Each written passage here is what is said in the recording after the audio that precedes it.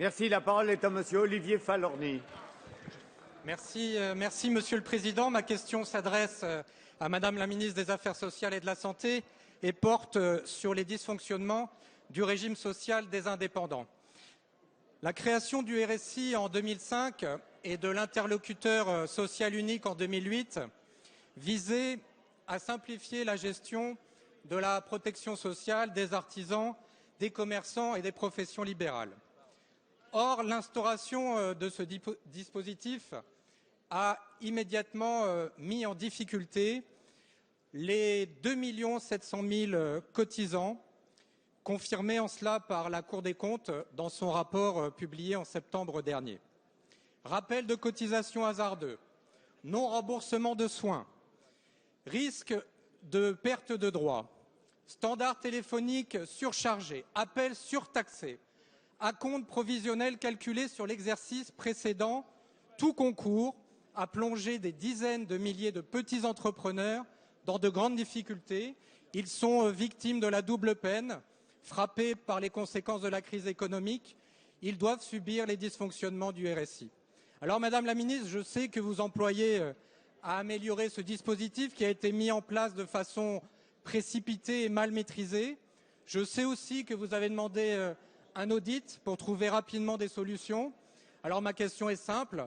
Quelles mesures concrètes pouvez-vous proposer à tous ces artisans, à tous ces petits commerçants et professions libérales qui sont, mes chers collègues, ne l'oublions jamais, le premier employeur de notre pays? Je vous remercie. La parole est à Madame Marisol Touraine, ministre des Affaires sociales et de la Santé. Merci Monsieur le Président, Mesdames et Messieurs les députés, Monsieur le député Olivier Falorni.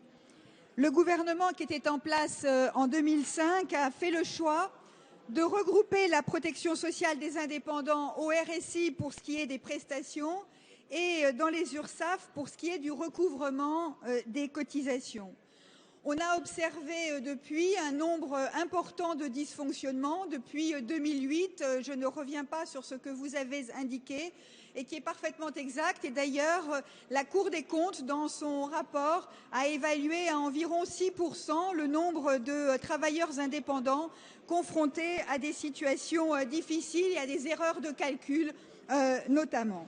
Il est absolument important que les indépendants puissent compter sur un système de prélèvement et de versement qui soit à la fois sûr, simple et lisible, même si, évidemment, personne ne saurait remettre en question l'utilité des cotisations sociales qui sont versées puisqu'elles permettent de financer notre protection sociale.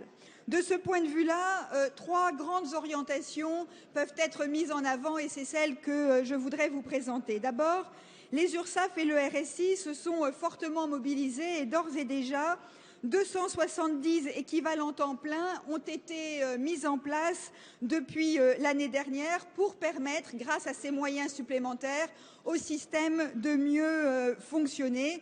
Le RSI a ainsi mis en œuvre un suivi individualisé des réclamations qui est tout à fait utile. Le deuxième axe de travail, c'est celui de la simplification qui doit notamment permettre un étalement des paiements et des remboursements lorsque c'est nécessaire. Et depuis le début de cette année, les indépendants peuvent adapter le montant de leur versement lorsque leurs revenus ont baissé. Et enfin, je veux vous dire qu'un audit des systèmes d'information est prévu qui nous permettra d'aller